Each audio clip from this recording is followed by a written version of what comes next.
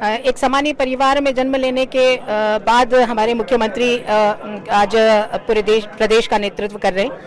एक सामान्य परिवार में जन्म लेकर अथाह परिश्रम करके आज माननीय मोदी जी देश का नेतृत्व कर रहे हैं। कार्यकर्ता अगर परिश्रम करता है, संगठन के लिए कार्य करता है, तो अवसरों की कमी नहीं है, ये पार्टी ने साबित कर दिया। ये अवसर ओबीसी कार्ड भी है। देखिए, ओबीसी वर्ग के अधिकारों के संरक्षण के लिए हमेशा पार्टी कटिबद्ध रही है। उन्होंने हमेशा प्रयास किया है। आपका नाम भी उसका नतीजा है ना। देखिए, एक मुझे चुना गया है और एक सुमित्रा वाल्मीकि जी को चुना गया है।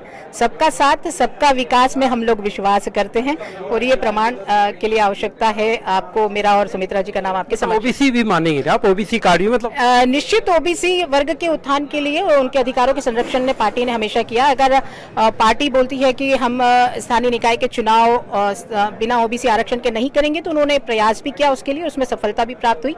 अगर राज्यसभा का अवसर आया तो उन्होंने ओबीसी वर्ग के नाते मुझे चुना और वाल्मीकि समाज से उन्होंने बहन सुमित्रा को चुना। तो सभी धर्म को साथ में लेकर विकास की ओर बढ़ना ये पार्टी ने सभी को सिखाया है और उस पर काम भी किया है। और आधी आबादी पूरी महिला का भी तो मैं वही कहना चाहती हूँ। मैं पार्टी की प्रति बहुत कृतज्ञता व्यक्त करती हूँ कि महिला नेतृत्व को पार्टी ने हमेशा अवसर दिया है।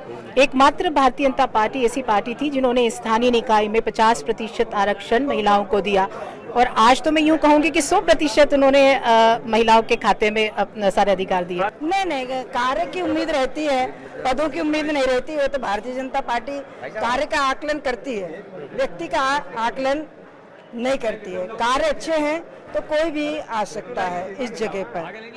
भारतीय जनता पार्टी ने मूल्यांकन किया है तो मैं उनके विश्वास पर खरे उतरने की कोशिश करूंगी। जिस वर्ग को मैं बिलोंग करती हूं और भूतो न भविष्यति, आज 75 वर्ष हो गए हैं देश को आजाद हुए, कोई खिड़की नहीं, कोई दरवाजे नहीं, कोई गेट नहीं खोला पिछली सरकारों ने कि कोई दलित वर्ग का व्यक्ति उस सीढ़ी पे चढ़ जाए। भारतीय जनता पार्टी ने खिड़की भी खोले, दरवाजे भी खोले और स्वागत भी किया। आपने दलित वर्ग का कहा तो एक दलित एक ओबीसी, मतलब ये तो बीजेपी ने तुर्प का पत्ता चल दिया। नहीं, हर चीज को वोट से नहीं आकलन करना चाहिए।